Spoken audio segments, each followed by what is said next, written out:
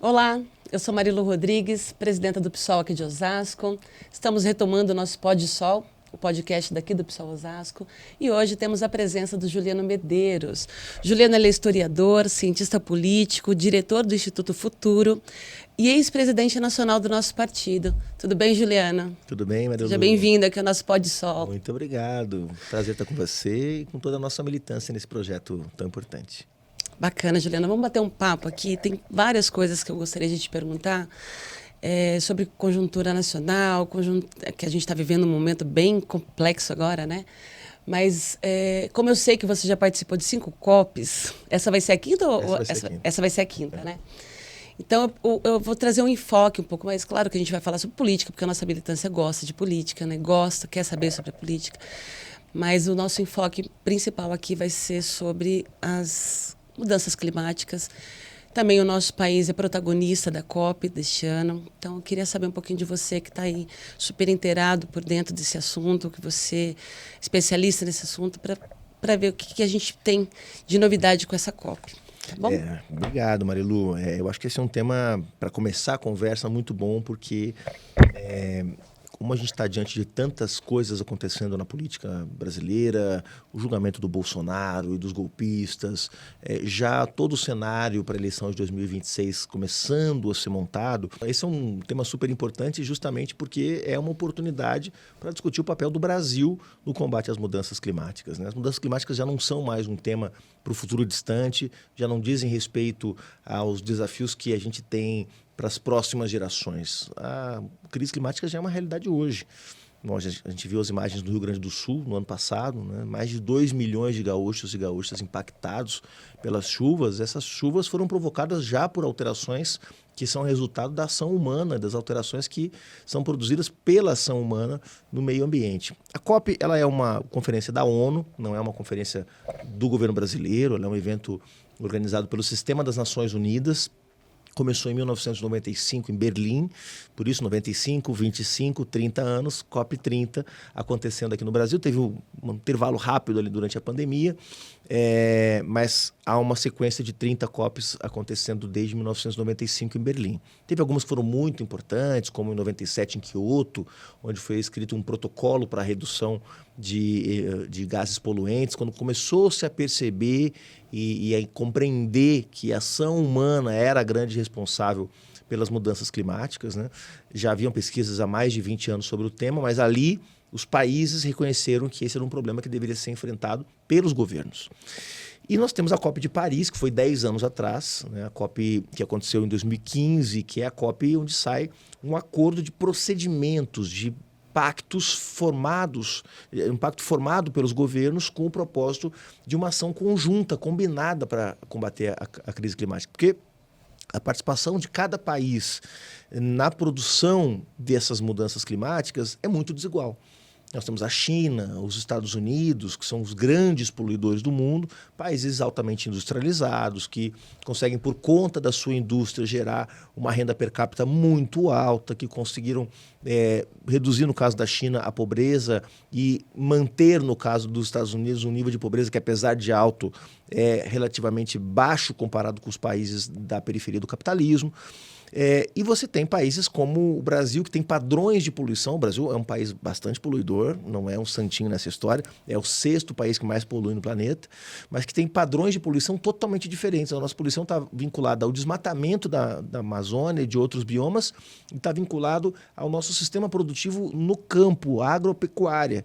Porque, eu assisti a uma palestra sua esses dias, né? Eu fiquei muito surpreendida de onde saiu a nossa poluição. Falava exatamente Conta para o pessoal, por favor, de onde sai nosso maior emissor de poluição. Para quem não sabe, pessoal, você que está nos assistindo aqui no podcast do Pessoal Osasco, bom, primeiro que a poluição, que a gente chama de poluição, mas os gases de efeito estufa, parte deles impactam diretamente a nossa saúde. O Osasco é um bom exemplo de uma cidade que sofre bastante com a poluição, inclusive industrial, mas também de emissões dos automóveis, ônibus. É uma cidade com um problema de poluição grave. mas a emissão dos gases de efeito estufa e as mudanças climáticas vão além da poluição atmosférica, que é essa poluição do nosso dia a dia, né? Que faz as nossas casas, o nosso ar ficar ruim, a casa ficar cheia de fuligem, a gente respira mal. Isso é um problema grave. Mas as mudanças climáticas têm a ver com a concentração de gases na atmosfera, lá em cima, que impedem que o calor que é gerado pelo próprio planeta no reflexo dos gases, dos raios solares, possa se dissipar. Esse calor não se dissipa, ele fica... Por isso o nome é estufa. Estufa pode ser tanto aquele aparelhinho que a gente usa no inverno para aquecer os pés, quando está muito frio, mas nesse caso estufa é aquele aparato que se usa na agricultura para proteger as plantas das geadas, né? Aquela barraquinha que se usa. Também que se usam lonas ali com especiarias na produção do plástico para reter o calor, né? É justamente o que acontece. É aquele plástico, aquela estufa que é para reter a temperatura das plantas. Sim. É essa a referência para quando a gente fala de gás de efeito estufa. Esses gases, eles foram emitidos estão sendo emitidos desde o início da Revolução Industrial, né? Queima de combustíveis fósseis é o principal fator. Carvão, gás e petróleo. E isso começou com a Revolução Industrial, como eu mencionei, em meados do século XIX, 1830, 1840, 1850, quando a Inglaterra, Holanda, Bélgica começaram a se industrializar. Também os Estados Unidos, um pouco depois. Esses gases estão concentrados na atmosfera desde então, porque eles não se dissiparam. O CO2, que é o principal gás poluente, né, o dióxido de carbono, ele fica na atmosfera 200 anos. Uma parte dele, claro, é captado pelas plantas para fazer a fotossíntese das plantas, né? Então, uma parte desses gases é captado pelas florestas, pelos sistemas vegetais dos oceanos, etc. Mas outra parte fica lá, porque a gente está emitindo uma quantidade maior do que a capacidade das plantas de capturarem esses gases. Então, quando foram acesas as primeiras chaminés lá na Revolução Industrial, a gente ainda tem gases aqui. Exatamente. Esses gases continuam ainda não se dissiparam. Concentrados. Nós estamos pagando o preço em 2025 da poluição e do desconhecimento também, porque a ciência não tinha avançado tanto naquela época, das emissões de gases de efeito estufa lá atrás, né? Aí você vai me dizer, mas Ju, vai me dizer Ju, porque a gente tem intimidade para isso.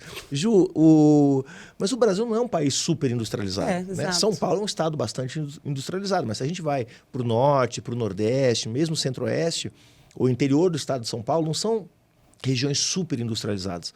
Como é que o Brasil pode ser o sexto emissor hoje?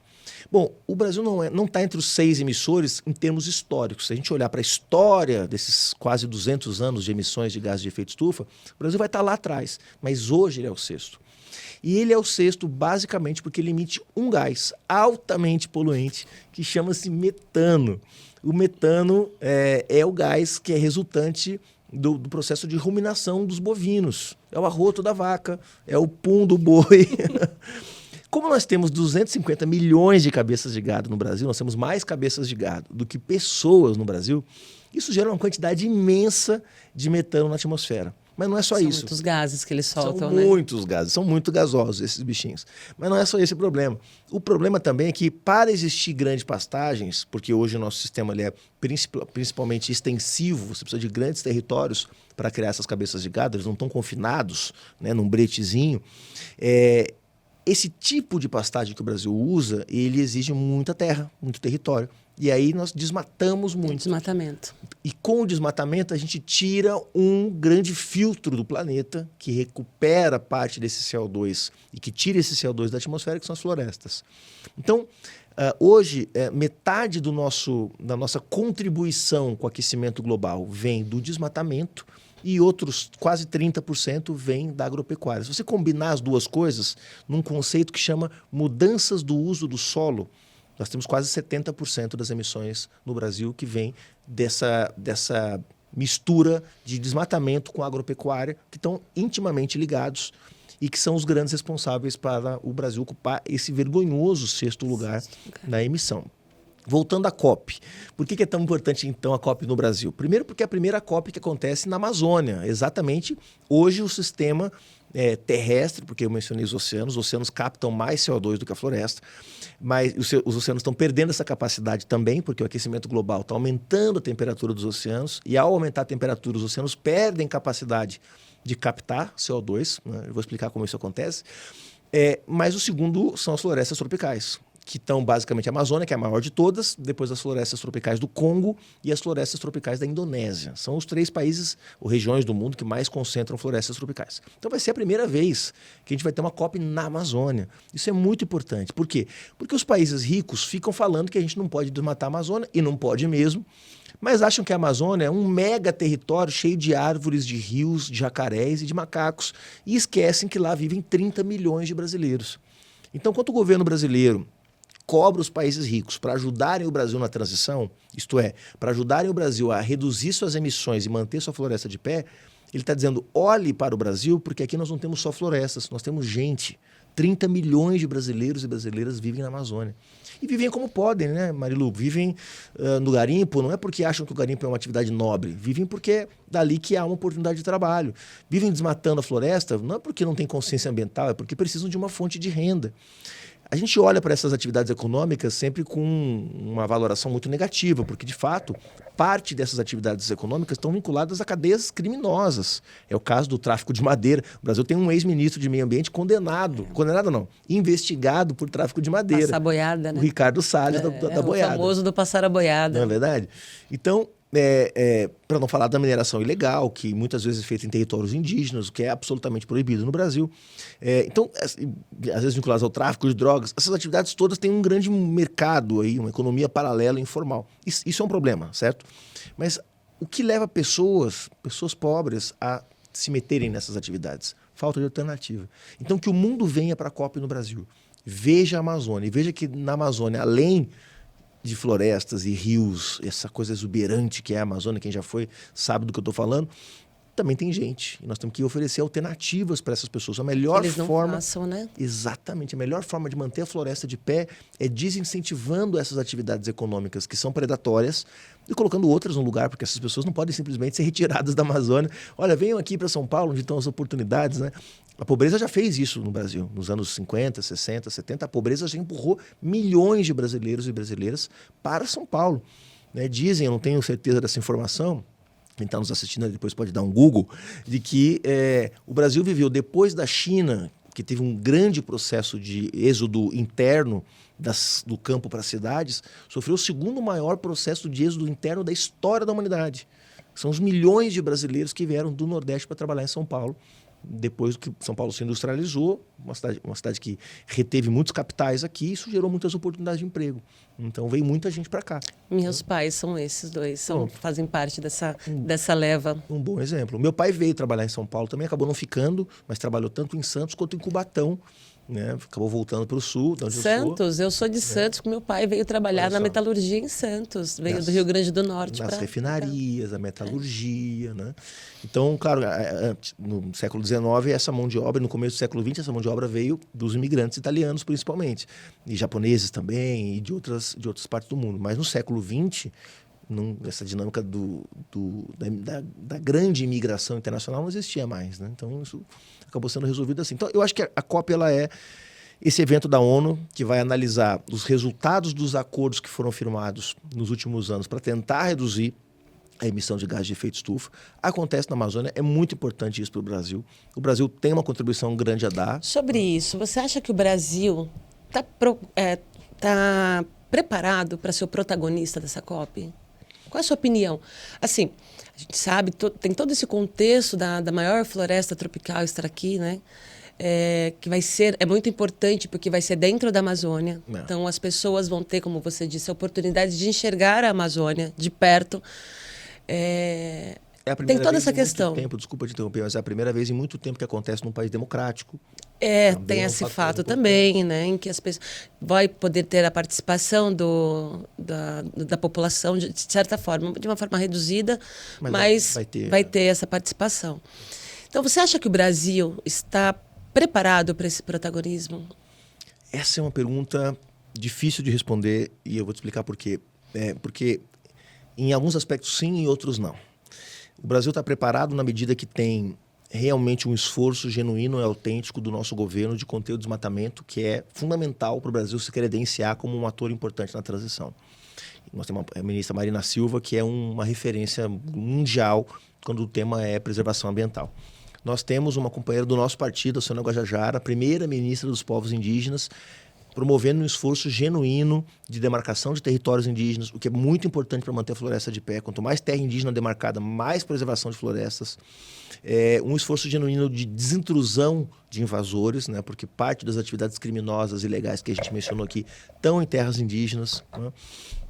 Acho que há, inclusive, um esforço genuíno do ministro Fernando Haddad, ao qual eu tenho críticas sobre outros aspectos da sua política econômica, mas que nesse aspecto em particular identificou o potencial que o Brasil pode ter como um player, vamos chamar assim, econômico quando o assunto é transição.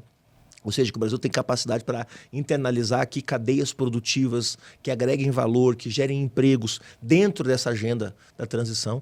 Então, por um lado, eu vejo um pedaço do nosso governo, e digo nosso porque o pessoal fez parte dessa vitória que elegeu o presidente Lula, eu vejo um pedaço do nosso governo muito consciente e muito engajado em fazer do Brasil esse protagonista.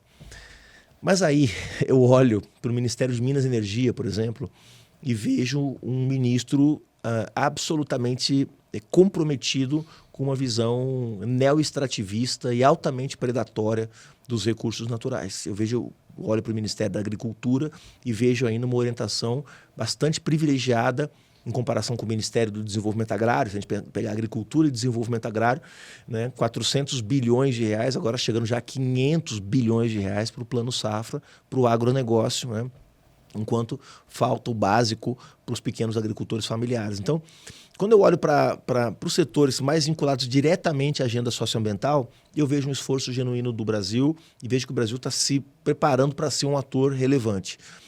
O Brasil tem um projeto, por exemplo, que é o TFFF, né, que é uma sigla em inglês para Fundo para Florestas Tropicais para Sempre. Né, essa teria a tradução. Tropical Forests Found Forever. Essa em inglês. O meu inglês aí, vocês me desculpem, que ele é um pouco precário. Tá? Então o Brasil tem propostas para manter a floresta de pé, tem propostas para transição. Né? O problema é que hoje, concretamente, há uma política que é ambígua, que é contraditória. Né? Não cabe no mesmo projeto preservação da Amazônia e exploração de petróleo na foz do Amazonas. Né? Não cabe no mesmo projeto, não é a proposta do governo Lula, felizmente, mas é do Congresso Nacional, congelar a demarcação de terras indígenas ou liberar o licenciamento ambiental, né, como o PL da devastação previa. Isso não cabe num projeto de preservação ambiental. Então, o Brasil dá sinais contraditórios, é isso que eu quero dizer. Né? E ao dar sinais contraditórios, gera dúvida na comunidade internacional e gera insegurança na comunidade internacional de que nós vamos ser capazes de fazer aquilo que a gente promete. Eu acho muito bom que o Brasil seja ousado ao prometer, que ele prometa que vai zerar o desmatamento até 2050, que ele prometa que vai ter uma legislação ambiental mais rígida e não mais frouxa, como que é o Congresso Nacional. O problema é se dá para confiar. Né? Eu acho que há um desejo genuíno do nosso governo de cumprir essas metas. Mas há acordos que estão feitos com o presidente do Senado Federal para a exploração do petróleo na margem equatorial, com o agronegócio para manter, né, o financiamento do agronegócio, os subsídios que são oferecidos para esse setor, com todos os problemas socioambientais que ele traz consigo. Então, tem sinais contraditórios. Isso dificulta que o Brasil cumpra a sua promessa de ser um protagonista da transição nessa COP. E isso acaba brecando até um pouco de investimentos aqui também, não acho, Juliano? Também, vou dar um exemplo. Nós temos o Fundo Amazônia. Né? O Fundo Amazônia é um recurso que alguns fundos soberanos, Noruega é o principal país que aporta dentro do Fundo Amazônia, alguns fundos soberanos de países europeus que poluíram muito, né, para limpar a sua barra, digamos assim. Aí paga para onde tem floresta. Eles, exatamente, investem no Fundo Amazônia, que tem que ser investido, né, em políticas de preservação ambiental. Há uma insegurança desses financiadores. Né? Eu não sei se o governo da Noruega vai manter os recursos que aporta ao Fundo Amazônia se descobrir que na Amazônia tem uma das atividades mais predatórias do planeta Terra prestes a ser desenvolvida, que é a exploração de petróleo. Porque eu quero falar um pouco sobre isso para desmistificar. Né? Eu ia te perguntar aqui o que o governo Lula tem feito ou deixado de fazer no combate ao desmatamento e às mudanças climáticas. Mas você já entrou nesse assunto, então ó, pode continuar. Não, tá ótimo, porque eu não precisei nem perguntar. Pode ir. O roteiro da entrevistadora, né, gente? Veja só, eu acho que o principal que o Brasil tem feito é reduzir o desmatamento. Isso é muito importante. O governo Bolsonaro foi o governo realmente da boiada. Aquela foto do Ricardo Salles Atrás de um caminhão com madeira cortada. Um carregamento de madeira, né, sorrindo, de braços cruzados, quase que celebrando o desmatamento na Amazônia. Aquilo é um deboche com o povo brasileiro, Marilu. Aquilo é uma coisa absolutamente absurda. Né? Eu tenho esperança de que esse sujeito vá ser condenado, né, porque tem um processo muito pesado contra ele por tráfico, associação ao tráfico internacional de madeira, etc.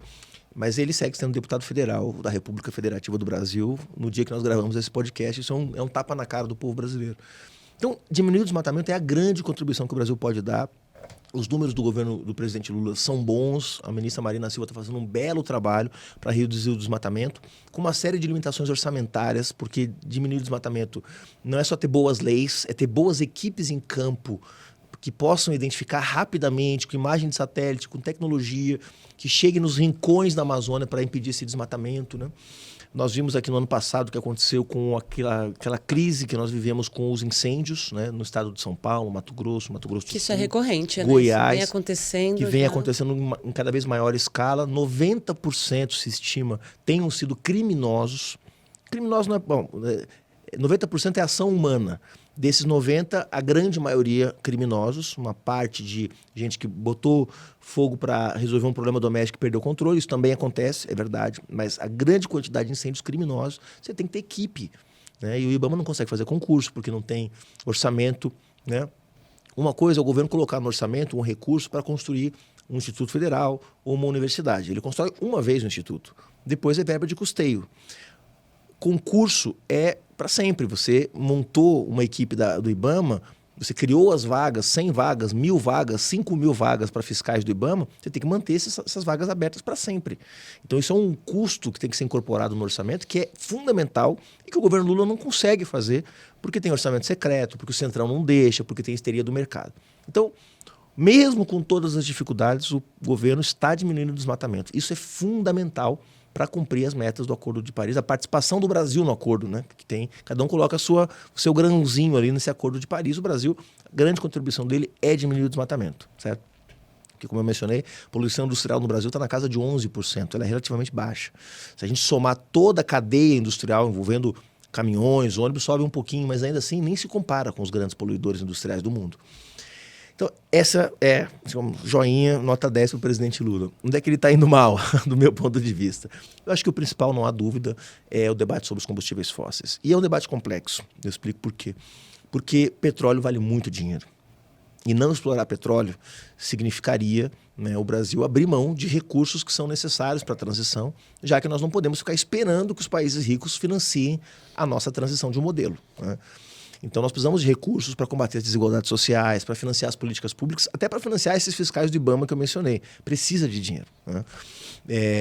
E o petróleo é dinheiro. O petróleo é um grande commodity ultravalorizado no mundo e assim será por mais alguns anos, talvez mais algumas décadas, mas não muitas décadas. E é aí que começam os problemas. Tem alguns mitos em torno da exploração de petróleo. O primeiro é de que a Petrobras ela é uma grande companhia, quero dizer isso, mas de que ela não comete erros, de que é impossível que a tecnologia desenvolvida para a exploração de petróleo, ela se tornou praticamente incapaz de produzir acidentes ambientais. Ano passado, 2024, 718 vazamentos. Todos de pequena escala, mas uma hora vai acontecer um de grande escala, como já aconteceu. Tá? Então, primeira coisa, não é verdade que os riscos estão afastados. Segundo lugar, não é verdade que é só a Petrobras. A ANP, a Agência Nacional de Petróleo, acabou de fazer um leilão onde boa parte dos blocos de petróleo que foram ofertados foram arrematados pela Chevron, pela ExxonMobil, pela Texaco, pela CCPC chinesa. Então não é verdade que o petróleo vai ser um petróleo só explorado pela Petrobras. Não, o petróleo brasileiro já é explorado há bastante tempo por multinacionais, que vão levar esse petróleo e a riqueza gerada por ele para fora do Brasil. Porque parte dos nossos poços de petróleo funcionam num sistema de partilha, onde 30% dos lucros ficam no Brasil. Esse é um modelo razoável. Mas a maior parte dos poços hoje é aberto no sistema de concessão. Você concede, como quem concede uma rodovia. E os caras exploram e deixam aqui só os royalties. Então é um mau sistema. Terceiro, vai gerar muito dinheiro para combater a desigualdade. O Amapá, que é onde hoje está se discutindo o Bloco 59, o famigerado Bloco 59, lá na Foz do Amazonas, o Amapá é um estado muito pobre. Eu tive muitas vezes lá, o pessoal era muito forte, o pessoal elegeu prefeito de capital, senador, deputado, então eu fui muito ao Amapá. Realmente é um estado muito pobre e precisa de recursos. A questão é que os royalties não são os recursos que vão salvar o Amapá. Por uma série de razões, porque primeiro a demanda por petróleo vai começar a cair a partir de 2030, não vai aumentar a demanda de petróleo, então nós podemos ter um poço aberto no Amapá, pouco produtivo em poucos anos. Segundo, porque boa parte do trabalho necessário para gerir uma plataforma é ultra especializado, ou seja, ele não está no Amapá. São técnicos de São Paulo, do Rio de Janeiro que vão para o Amapá. Ou seja, nem emprego para o Amapá vai gerar praticamente. Nem emprego vai gerar. E pior, os royalties que chegarem, como chegam, por exemplo, numa cidade como Macaé, no Rio de Janeiro, não são garantia de nada. O Rio de Janeiro concentra 80% dos royalties do petróleo no Brasil. É o estado dominado pela milícia e pelo narcotráfico. Um estado onde nenhum governador consegue terminar o mandato, de tanta corrupção. Quer dizer, em nenhum momento os royalties conseguiram garantir desenvolvimento para o Rio de Janeiro. É o estado que mais recebe e é um dos mais desiguais do país. É um dos que mais recebe e um dos mais violentos. É um dos que mais recebe e um dos que mais tem corrupção. Isso significa então, João, que você está dizendo que não tem que ter royalty porque o estado não sabe gerir? Não estou dizendo isso. Eu estou dizendo que não é garantia. Royalty não é garantia, não é um sinal de igual à redução da pobreza. Desenvolvimento, né? Não é uma garantia de desenvolvimento social. E vou colocar mais um argumento. Dizem que o dinheiro do petróleo é necessário para financiar a transição. Nós precisamos de dinheiro para financiar a transição, é certo. Só que de toda a renda gerada pelo petróleo em 2024 no Brasil, mais de 300 bilhões de dólares, 0,16%. Não é? Atenção, você que está me ouvindo aqui. Não é 16%, nem 1,6%. É 0,16% da renda petroleira no Brasil foi destinada a investimentos para energias renováveis. Então não é verdade que o dinheiro do petróleo está vindo para energia renovável. Então é um baita de um problema. O Lula está obcecado com esse negócio do petróleo na Amazônia. Ele tem um acordo com o Davi Alcolumbre, né, que é o senador, presidente do Senado, que é o grande líder dessa promessa para o Amapá, né, de levar a exploração de petróleo para lá. Numa região altamente sensível, acabaram de descobrir em 2016, não faz nem 10 anos, Marilu, que há um sistema de recifes de corais altamente complexo naquela região, que capta CO2 e que pode ser diretamente impactado por algum acidente ambiental. Então, a situação é muito delicada. Eu entendo que um companheiro como Lula, um companheiro mais velho, vamos dizer assim, que foi forjado na defesa da Petrobras, que foi forjado historicamente na compreensão de que nós precisamos extrair recursos da natureza para gerar divisas que sejam necessárias para o desenvolvimento do país, o combate às pobrezas, defenda isso. Eu entendo. Eu acho que é um drive mesmo, uma chavinha que tem que mudar na cabeça do pessoal nosso que foi formado nessa escola, desenvolvimentista e extrativista. Mas não é razoável que a essa altura do campeonato, nós do PSOL, que somos um partido de pessoas mais jovens, nós do PSOL, que temos uma bancada cuja média de idade está na casa dos 40 anos, nós que temos uma militância jovem, chancelemos essa mesma leitura da realidade. Que é uma leitura que é basicamente negacionista, que não reconhece que mais petróleo no mercado significa mais combustíveis fósseis queimando, significa mais poluição e mais passos para o colapso. Porque poluição é um problema. Poluição não gera doenças, poluição torna a nossa vida nas cidades mais infernal. Mas o aquecimento climático, o aquecimento global, pode gerar fome, escassez de alimentos, enchentes nas cidades costeiras, migrações em massa, porque vai ficar insuportável viver em algumas cidades. O Carlos Nobre, maior climatologista do Brasil, tem um estudo que mostra que a vida em São Paulo, aqui em Osasco, vai ficar insuportável 200 dias por ano, dentro de 50 anos, se nada for feito. A gente vai estar vivo ainda, se Deus quiser. Nós vamos estar vivos ainda. Eu espero. Preciso me cuidar um pouco melhor. E a gente vai melhor. Passar por isso se... A gente vai passar, nossos filhos, nossos amigos. Se não for tomada uma atitude agora, então, né? Se nós somos os Essa socialistas... atitude tem que ser imediata. Se nós somos os socialistas, os que amam a humanidade acima de tudo, né? Os que querem que a humanidade viva a liberdade, viva a igualdade, viva totalmente as suas potencialidades, nós temos que salvar a vida da humanidade.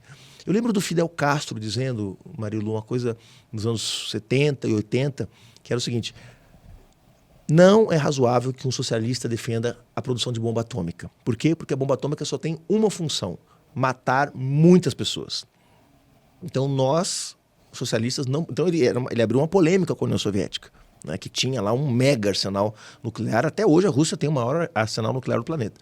Então o Fidel dizia, a Guerra Fria pode nos levar à extinção, portanto eu sou contra as armas nucleares. Depois o Fidel foi um dos primeiros socialistas a dizer, as mudanças ambientais podem nos levar ao colapso, podem levar à extinção da humanidade. Quantas décadas vai demorar para a gente entender uma coisa que um revolucionário nos ensinou 30 anos atrás, de que as mudanças climáticas podem sim gerar o colapso da humanidade? E lá os efeitos ainda nem eram tão contundentes como a gente está vendo hoje. A gente não sabia nada ainda, Marilu. Nada.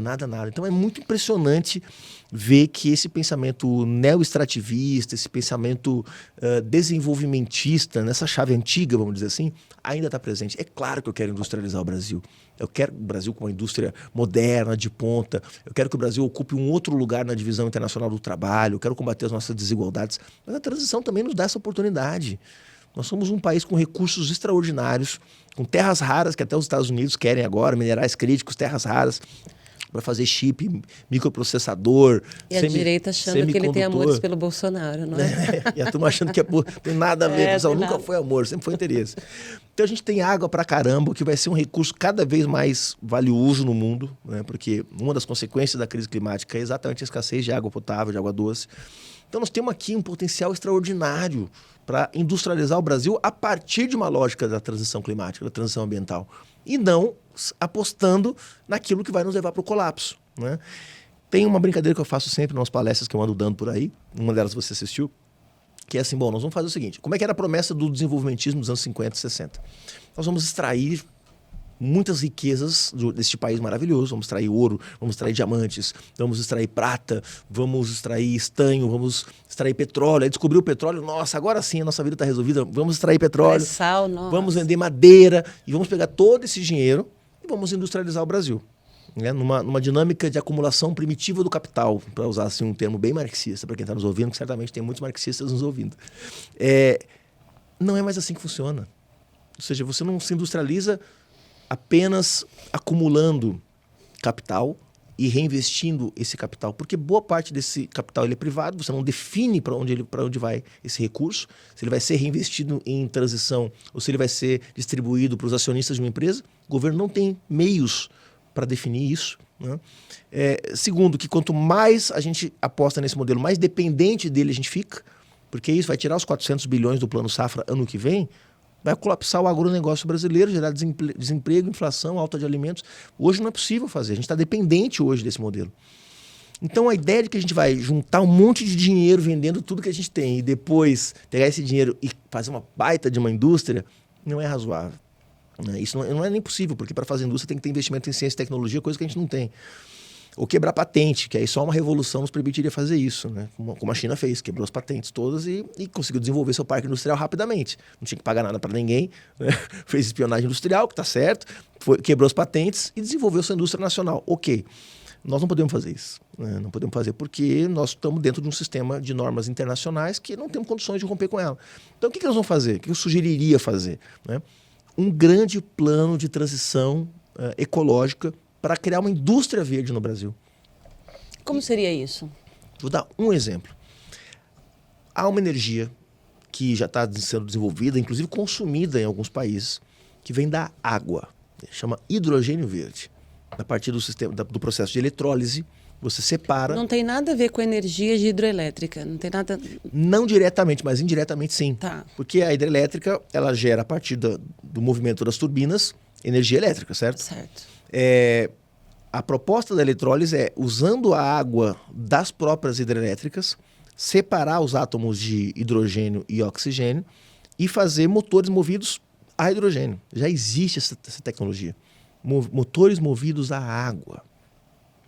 Hoje é uma tecnologia cara, porque não tem demanda. Como tudo na vida, esse bichinho que a gente usa aqui era muito caro quando eles apareceram, né? No final dos anos 90, mais ou menos meados dos anos 90, né? Mostra a nossa idade também, né, Marilu? Quando eles surgiram, eles eram caríssimos. Alguns ainda são. Mas... Só gente muito rica tinha. Nossa, na minha época. Muito rica tinha, imagina. Eu não pensava a gente ter um celular, né? O que barateou os custos do celular? Bom, uma série de fatores, dentre eles demanda. Que quanto mais demanda, quanto mais gente pode consumir, mais as fábricas produzem, os custos de produção baixam. É uma regra da economia, oferta e demanda. Então, Aqui nós temos, hoje com o hidrogênio verde, uma grande possibilidade, nós temos muita água. Você faz o processo de eletrólise numa usina, né, separa esses átomos. Agora, para armazenar essa energia, você precisa de uma infraestrutura para isso, baterias imensas, você precisa ter demanda, uma rede de distribuição que esteja preparada para essa energia, enfim, tem uma série, mas é eletricidade. Nós estamos falando de eletricidade. Limpa. Limpa eletricidade. Sabe qual é o resíduo que gera o hidrogênio verde? Água. O resíduo do hidrogênio verde é água, gente. Olha que resíduo poluidor, né? E qual é o tipo de energia que o hidrogênio gera? Eletricidade, a mesma que a gente usa nas nossas casas. Então você tem como eletrificar as frotas de caminhões, de carros, de ônibus. Só aí a gente já reduziria um monte as nossas emissões, mas principalmente a gente colocaria uma nova indústria no Brasil que não existe aqui. Né? Assim como o nosso sonho é ter o Vale do Silício, uma indústria de chips, semicondutores, né? Alta tecnologia, que gera alta renda e empregos excelentes. E é difícil ter isso, porque isso exige investimento em ciência e tecnologia. E hoje uma disputa que é com China e Estados Unidos, a gente pode ter uma indústria verde. Vou dar um exemplo. O Chile, a Bolívia e a Argentina têm a maior reserva de lítio do planeta. Lítio que é necessário para fazer as baterias. Cada país tem uma estratégia, uma tristeza. Ou seja, cada um lida com essas reservas de uma forma. Cada um tem uma legislação específica para isso. Sendo que esses países podiam se juntar e fazer quase um cartel, quase uma OPEP do lítio. Uma coisa só. Né? Quase uma OPEP do lítio. Assim como tem a OPEP, a Organização dos Países Exportadores de Petróleo, que é um cartel que define o preço do petróleo no mundo. Esses caras poderiam definir o preço do lítio no mundo. Porque eles têm lá 60% das reservas mundiais. Não fazem isso, brigam entre si, cada vez que muda o governo é uma confusão. Então, o que o Chile decidiu fazer? O Chile falou o seguinte: bom, eu tenho muito lítio e eu quero explorar esse lítio. Mas eu não quero que aconteça com o lítio o que aconteceu com o cobre. O Chile é o maior exportador de cobre do mundo há décadas. E qual é o problema? O Chile exporta cobre in natura e esse cobre é transformado lá fora e o Chile compra cobre para fazer os fios para as linhas de transmissão no Chile ou para fazer o pouco de equipamento eletrônico que eles produzem lá, que é quase nada. O Chile é um país super pouco industrializado. O que eles fizeram? Aprovaram uma lei, chama Estratégia Nacional do Lítio, que eles dizem: está aqui o nosso lítio, está à venda, podem levar, mas tem que deixar um pedaço da sua estrutura produtiva aqui.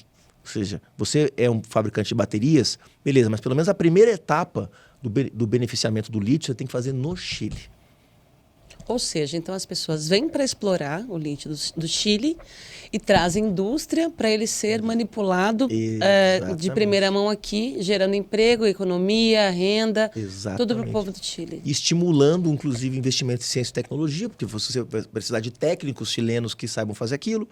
Então, assim, cara, roda a roda. E o Chile sai de um país como o Brasil, primário exportador, para a possibilidade, numa indústria que é fundamental hoje no planeta, que é o lítio, internalizar, o tema é meio técnico, internalizar uma cadeia produtiva, trazer um pedaço da indústria do lítio para cá.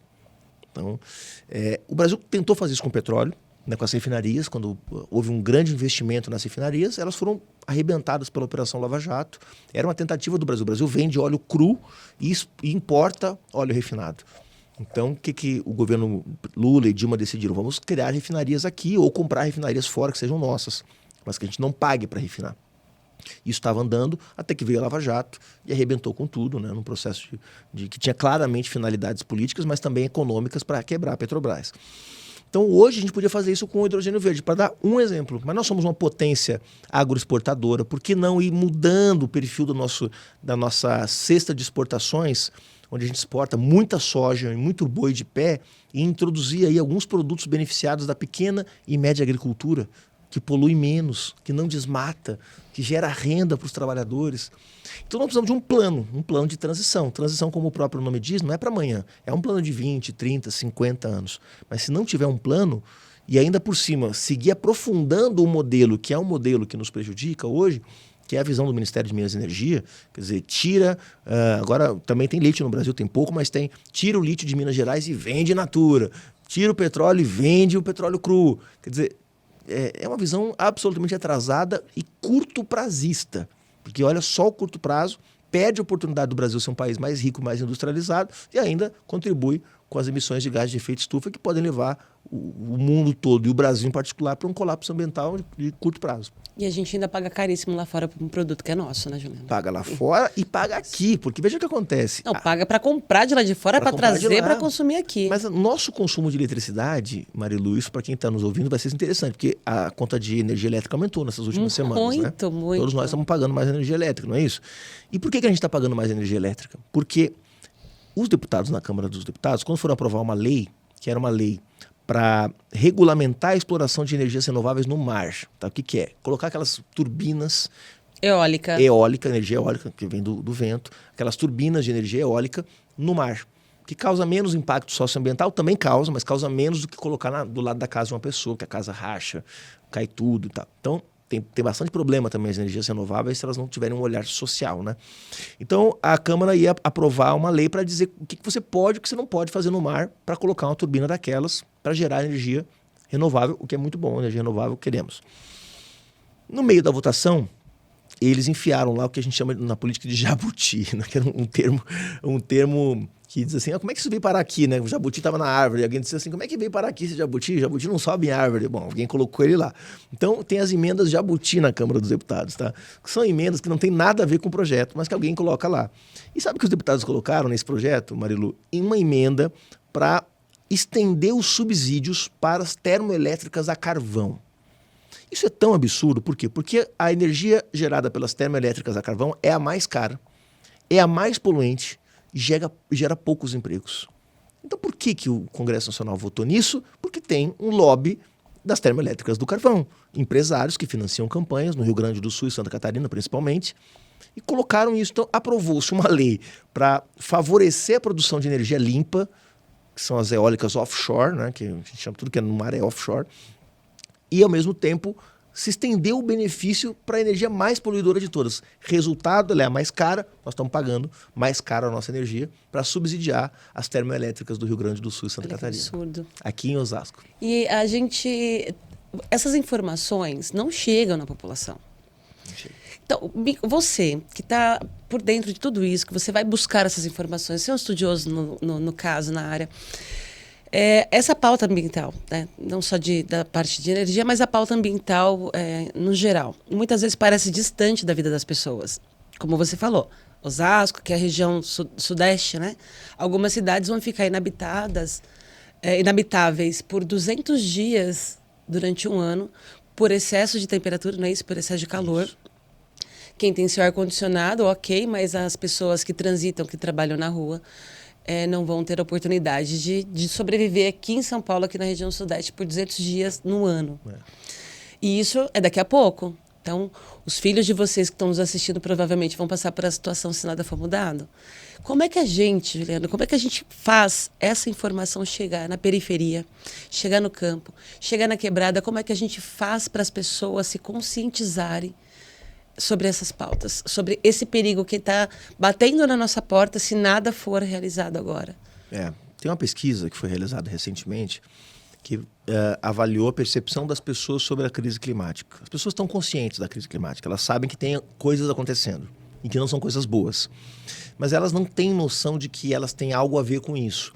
Então, quando você faz a pesquisa da Nossa São Paulo, que é um movimento de direito à cidade que tem na capital, elas dizem assim, tem mudança climática? Tem.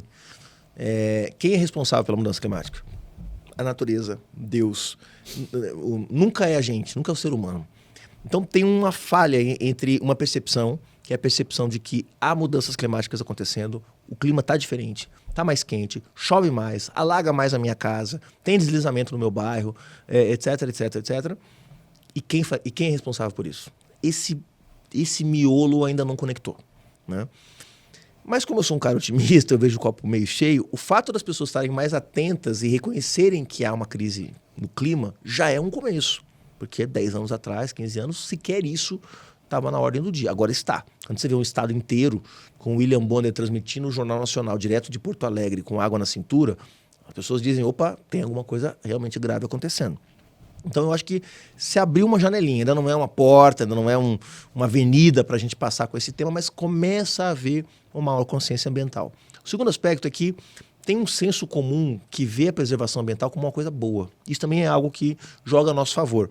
Ou seja, quando a gente fala, nossa, desmataram esse parque todo, ou desmataram esse bosque, ou derrubaram não sei quantas árvores, até a pessoa mais conservadora vai dizer, puxa, que ruim. Isso porque nós somos uma geração que ou os nossos pais ou os nossos avós muito provavelmente vieram do campo. O Brasil se industrializou no último século. É muito recente o processo de... Aliás, se industrializou não, se urbanizou no último século. É muito recente o processo de urbanização. Então nós temos aí um laço com a natureza que ainda é um laço muito recente, né? Muitos de nós... Eu moro lá em São Paulo, numa região que 100 anos atrás era chácara.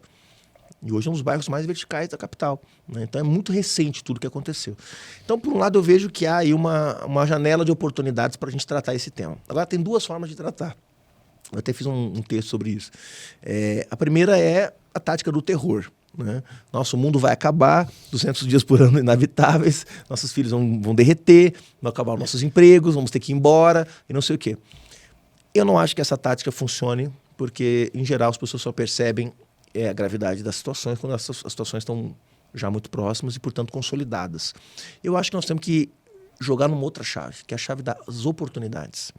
Porque, de fato, nós estamos vivendo sob a hegemonia do neoliberalismo, onde a grande preocupação é o dia de amanhã, não é daqui 10 anos, daqui 20 anos. As pessoas precisam realmente resolver sua sobrevivência no curtíssimo prazo.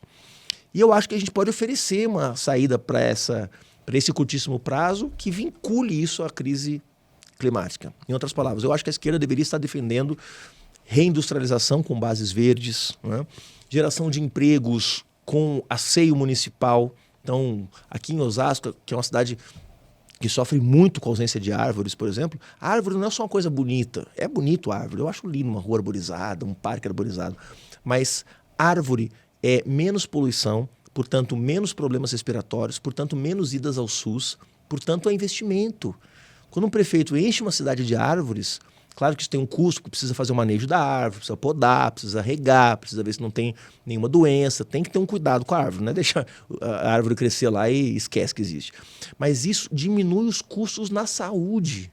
Olha só, diminui os custos que você vai ter no médio prazo com, por exemplo, ar-condicionado, porque bairros mais arborizados em São Paulo, na capital, chegam a ser até 8 graus mais frescos que bairros não arborizados. Qual é o bairro mais arborizado de São Paulo?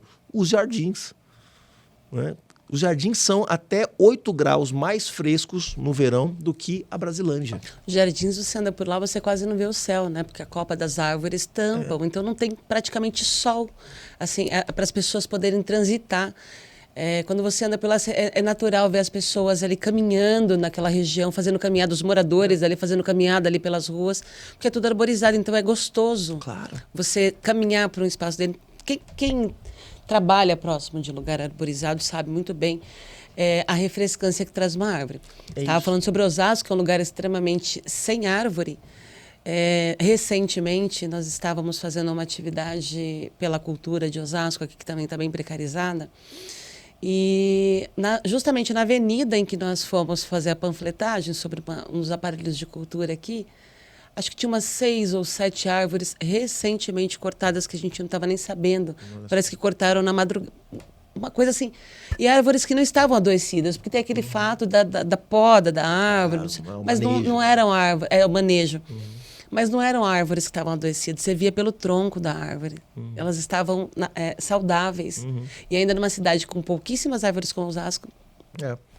Isso é redução de custo. O prefeito está fazendo economia de palito, como se diz lá no interior. Que é o quê? Eu estou cortando a árvore para não gastar com manejo, mas vai gastar com SUS. Saúde. Porque com saúde. A gente vai ter mais câncer de pele, as pessoas vão respirar pior, vai ter mais atestado, impacta o comércio, impacta a indústria. Ou seja, eu acho que a gente tem que falar as coisas que as pessoas entendem.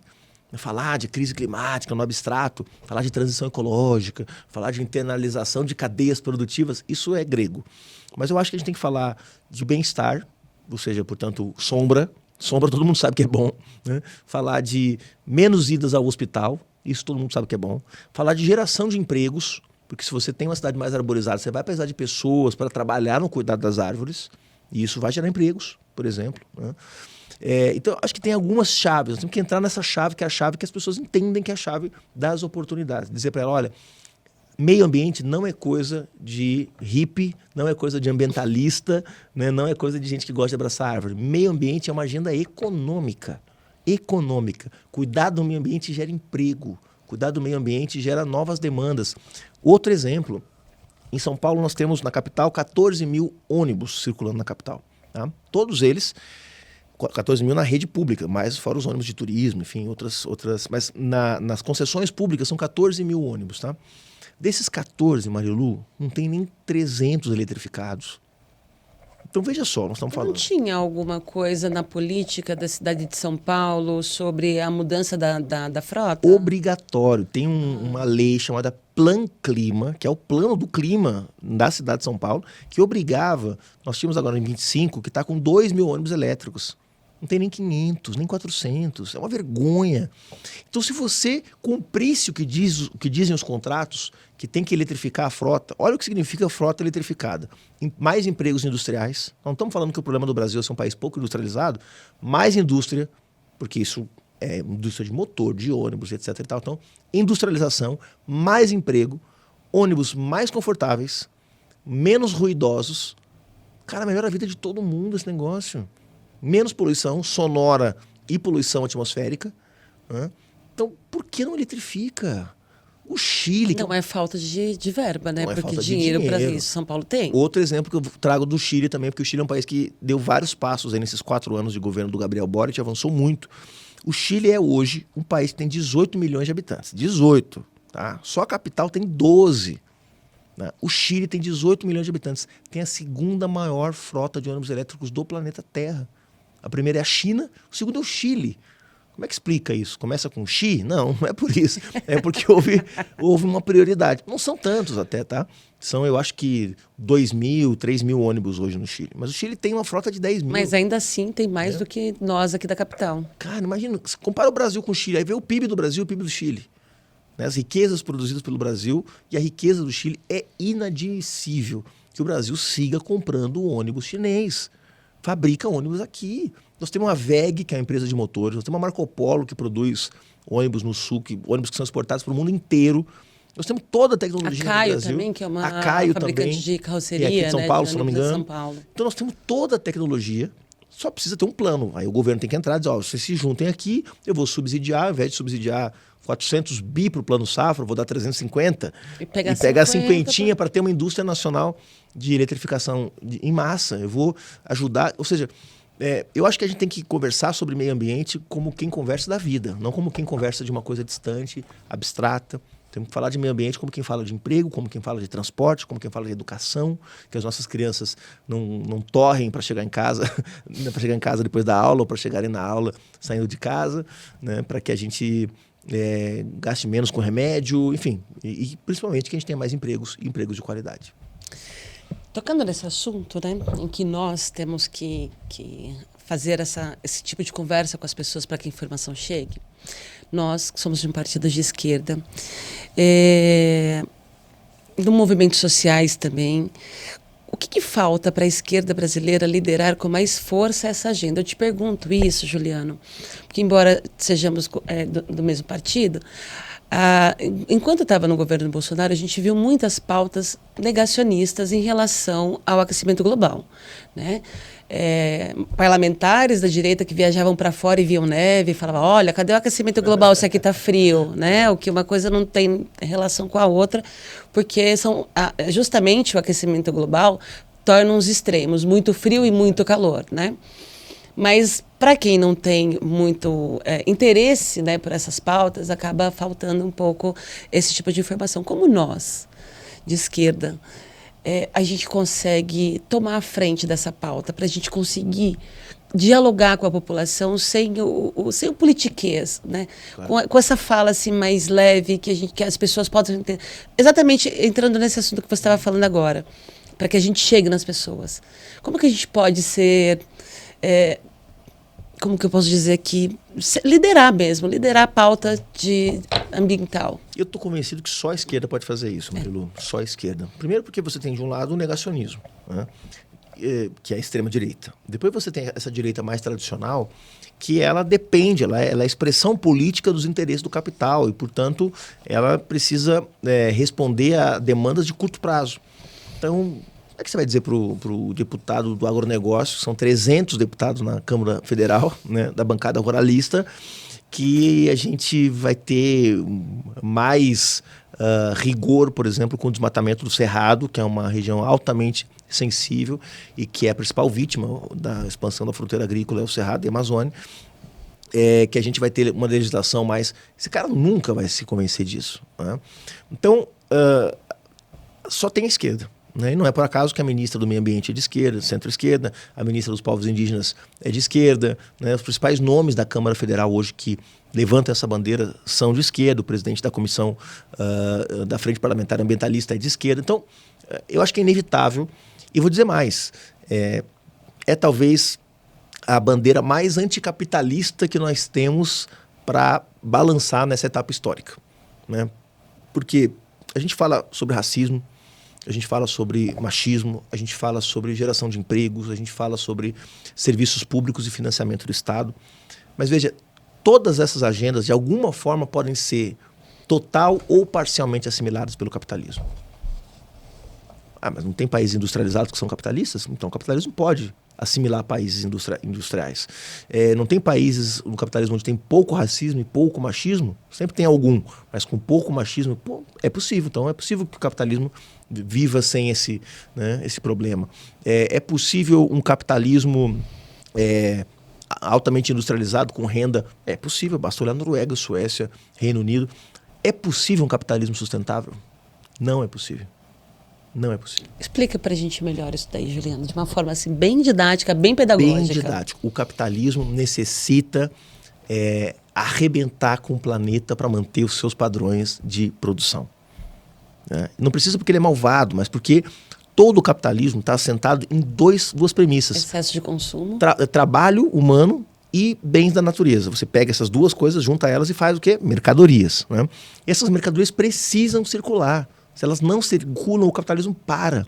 E para elas circularem, eu preciso estar estimulando o tempo todo o consumismo que você mencionou. Então, é impossível que o planeta sustente esse padrão de produção e consumo. Ele não aguenta, ele arrebenta. Né?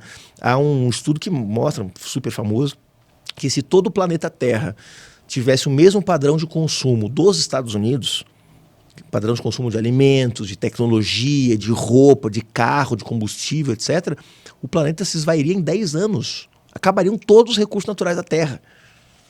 Então, entende que o sistema está montado para que só uns tenham acesso a tudo e outros não? Então, é impossível que todos tenham acesso a tudo no capitalismo. Portanto, a agenda socioambiental de transição, ela é essencialmente anticapitalista. Ah, mas você vai dizer, mas Juliano, mas não tem gente que é de direita, capitalista, que defende o meio ambiente? Defende. Tem, claro que tem. Mas falam da boca para fora, não tem consequência nas suas ações. Né? Ah, mas então um capitalista que planta muitas árvores não é uma coisa boa que a gente tem que aproveitar, o que faz reflorestamento, ou uma empresa que adota medidas de ESG, que está super na moda esse conceito agora, né? Que são as empresas de responsabilidade social, ambiental e de gênero e tal. Não é bom que as empresas assumam esses compromissos? É muito bom. Só que isso não resolve o problema. Porque plantar árvores não tem sido suficiente para conter o desmatamento da Amazônia. Para conter o desmatamento da Amazônia tem que parar uma coisa chamada capitalismo. Ou pelo menos uma das suas expressões no Brasil, que é o agronegócio. Então, não tem como equacionar as duas coisas. Então, para a gente que é um partido socialista, que defende um outro modelo de sociedade, a gente tem aqui uma oportunidade que a gente não tinha há décadas. Porque até o fim da União Soviética, até a queda do Muro de Berlim, a gente dizia, olha como é possível organizar o mundo de outro jeito. Porque com todos os defeitos que a União Soviética tinha, e tinha muitos, ou que a China tem, e tem muitos, isso servia como uma referência alternativa para o mundo. Olha, tem um país onde não tem pobreza. Tem um país onde a saúde funciona. Tem um país onde a educação funciona. Por quê? Porque não está a serviço do lucro. Depois que acabou a União Soviética, que acabou essa experiência, né, de quase 70 anos, as esquerdas não têm um modelo para oferecer alternativa. E não pode ser a China, porque a China é resultado de uma revolução que envolveu milhões de chineses. É um modelo totalmente diferente daquilo que a gente pode aplicar no Ocidente. A China pode ser um modelo em muitos aspectos, traz muitos ensinamentos, mas ela não pode ser um modelo replicável aqui. Nós vamos ter que construir o nosso socialismo. E o nosso socialismo vai ter que ser produzido, construído, dando conta de um passivo de 500 anos de espoliação, violência, né, desigualdade. Como é que faz isso? Tem que ter indústria, tem que ter geração de riqueza, tem que ter produtividade. Todos os paradigmas que estão presentes no capitalismo, nós vamos precisar deles no socialismo também, só que servindo as maiorias sociais e não ao lucro dos donos das empresas. Não, a concentração de renda, né? E de forma a respeitar os limites do planeta. Então, não vai dar, você que está ouvindo, não vai dar para todo mundo viver como nos Estados Unidos. O que significa que, ainda que nos Estados Unidos tem 50 milhões de pessoas vivendo abaixo da linha da pobreza, tá? Um país com 250 milhões tem 50 milhões vivendo abaixo da linha da pobreza. Não é esse sonho americano também, não. Mas, de qualquer forma, nós vamos ter que adaptar os nossos padrões. Por que todo mundo tem que ter um telefone, todo mundo tem que ter um carro, o zero, etc e tal? Não é verdade que todo mundo precisa ter. São os padrões de consumo que são impostos. O capitalismo gera demanda também, não é que ele só oferece, ele gera através da propaganda, ele mexe nos nossos desejos, né? O que é ser uma pessoa bem-sucedida, o que é ser um loser, um perdedor, ele define isso. Para quê? Para que a gente siga consumindo e siga comprando. Então, eu acredito mesmo que a esquerda deveria colocar no centro da sua ação a luta socioambiental, não do jeito que o movimento ambientalista fez até hoje, que é um jeito elitista para a classe média, uma coisa para iniciados, e falar de meio ambiente como quem oferece um sonho. Qual é o sonho? Se a gente conseguir ter um modelo alternativo que cuide da natureza, isso vai trazer emprego, renda, melhorar a vida na cidade, mais segurança, porque sociedades menos desiguais geram sociedades menos inseguras, menos violentas. Falar daquilo que toca o coração das pessoas. E que dá para fazer, né, Juliano? E que dá para fazer, esse é o tema, entende? A gente pode convencer a pessoa a se preocupar com o meio ambiente falando da árvore ou do animal silvestre. Eu não tenho nada contra isso e defendo e falo disso todos os dias. Mas eu acho que no rol de prioridades da classe trabalhadora, dos mais pobres, nesse momento está segurança, está o emprego, tá? E a transição climática pode oferecer tudo isso. No momento que a pessoa tem um emprego, que tem segurança, aí ele vai ter tempo para pensar em outras coisas. Então, parece até um sonho, né? Mas é um sonho realizável. E você pode dá para fazer, não é uma utopia. E uma coisa alimentar a outra, porque dá para gerar emprego pela transição climática, como eu falei, os ônibus elétricos. É isso, então, né? as pessoas, exato. E uma coisa vai mexendo na outra. Então, eu não deixo de ser um otimista, porque se a gente não enfrentar essa discussão com seriedade, nós estamos todos fadados a uma catástrofe difícil de calcular, né? Eu sempre digo o seguinte, Marilu, alguma transição haverá. A questão é se nós estamos incluídos nela ou não. Porque não é todo mundo que vai passar pela transição. Exatamente. Então não dá para ter uma transição, nós temos 8 bilhões de seres humanos. Eu quero que todos façam a transição. Para o capitalismo, se metade desses 8 bilhões ficarem pelo caminho, tudo bem. Porque aí é uma solução malthusiana, né? Uma solução onde o problema do mundo somos nós. Não somos nós, o problema do mundo chama-se capitalismo. Dá para viver os 8 bilhões com dignidade, com decência, e a maioria de nós feliz, inclusive, né? Coisa que o capitalismo não tem conseguido produzir, felicidade quase nenhuma nas nossas vidas. Mas tem que botar todo mundo na transição. O capitalismo vai fazer uma transição, só que nessa transição vão caber muito poucos. E é provável que você que está ouvindo esse podcast, eu e a Marilu, não estejamos incluídos nesse pacote. Portanto, lute pela transição para que seja uma transição justa e inclusiva. Ai, Juliana, o bate-papo está muito bom, mas eu acho que a gente precisa se encaminhar para o fim. Eu queria fazer 2 perguntas para você. Uma ainda para finalizar a respeito da transição climática e da COP, e uma outra sobre a nossa atual conjuntura aqui, né? Você falou no começo da nossa conversa que há muitos anos a COP não é num país democrático e que desta vez vai ser num país democrático e que vai ter pequena, mas ainda assim vai ter uma participação popular, né? Existe uma forma de garantir que os povos indígenas e as comunidades tradicionais sejam protagonistas nesse debate climático na COP30, já que vai estar no coração da Amazônia? Existe? Você que já participou, que vai participar dessa daqui também, você acha que tem essa possibilidade? É a nossa melhor chance, Marilu, o melhor disparado, né? Porque eu tive com a Sônia Guajajara algumas semanas atrás. Ela está fazendo um esforço imenso para levar uma quantidade representativa de indígenas, de lideranças indígenas. Porque é justo que sejam ouvidos, né? Exatamente. Então, e acho que isso pode gerar impacto, sim. Eu estou acreditando que as últimas COPs foram, como você mencionou, né, em países poucos democráticos. Foram ano passado no Azerbaijão, no ano anterior nos Emirados Árabes Unidos. no ano anterior foi no Egito, e antes foi na Escócia, que é um país democrático, mas que foi no meio da pandemia, então não teve muita participação social, né? Então, nós há vários anos não temos a oportunidade de ter uma voz indígena mais forte. E eu acho que mais do que ter quantidade, porque a gente pode ter 5 mil, 10 mil indígenas, eles não seriam ouvidos. É você ter os canais, acesso aos canais para falar.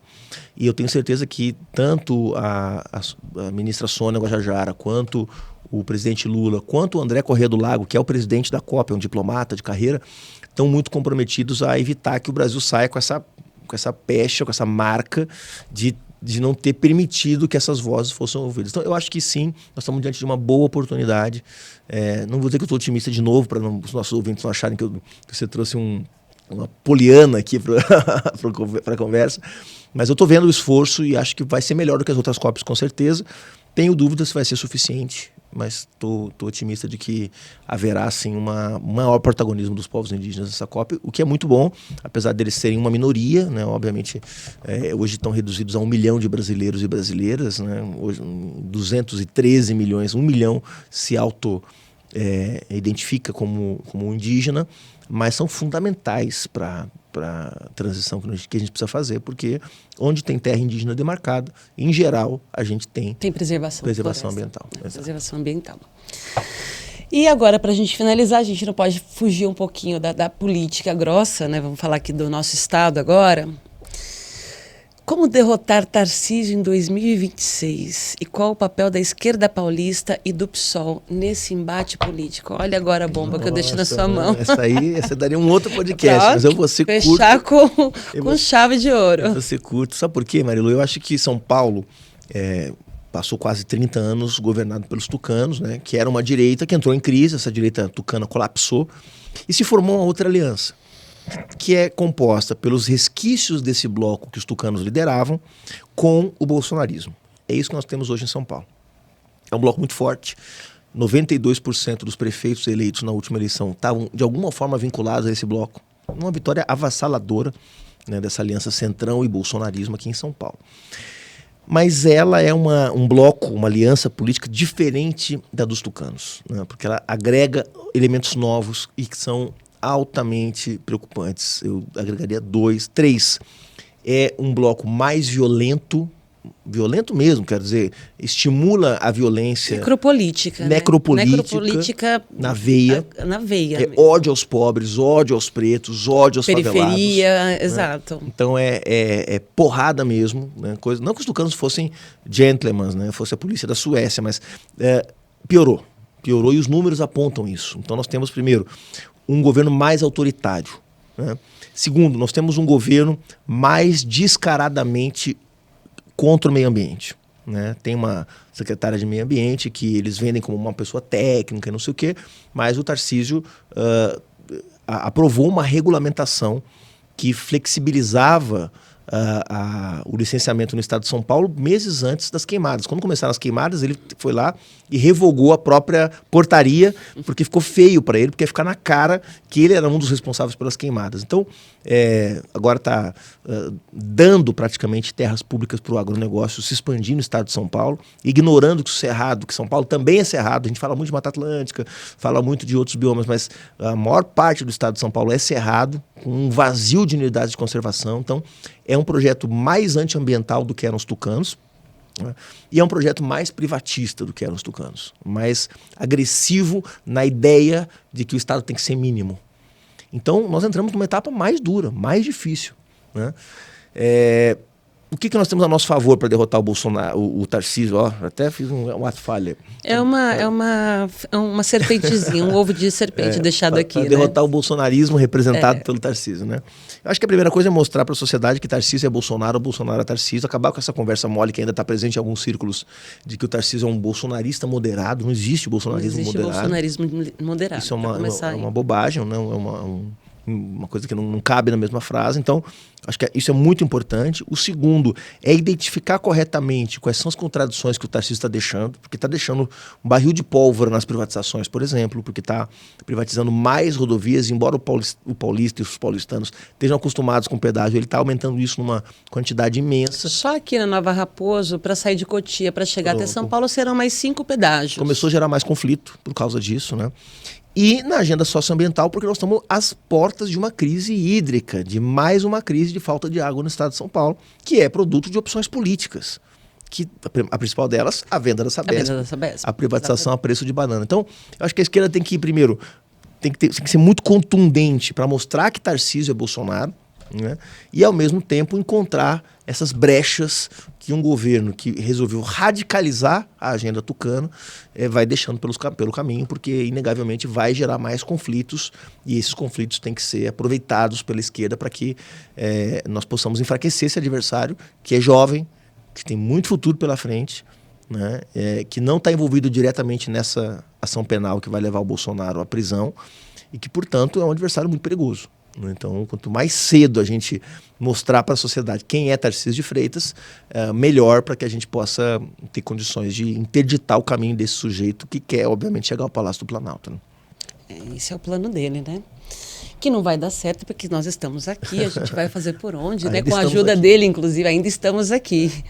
Com a ajuda dele, inclusive, que ele tem contribuído bastante para as nossas pautas, né?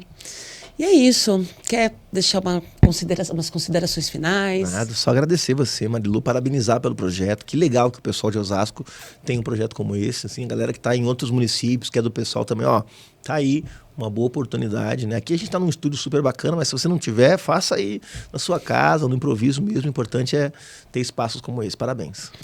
Juliana, muito obrigada.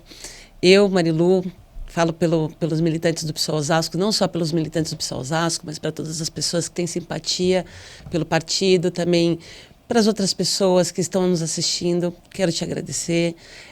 Foi um debate Foi um bate-papo muito esclarecedor.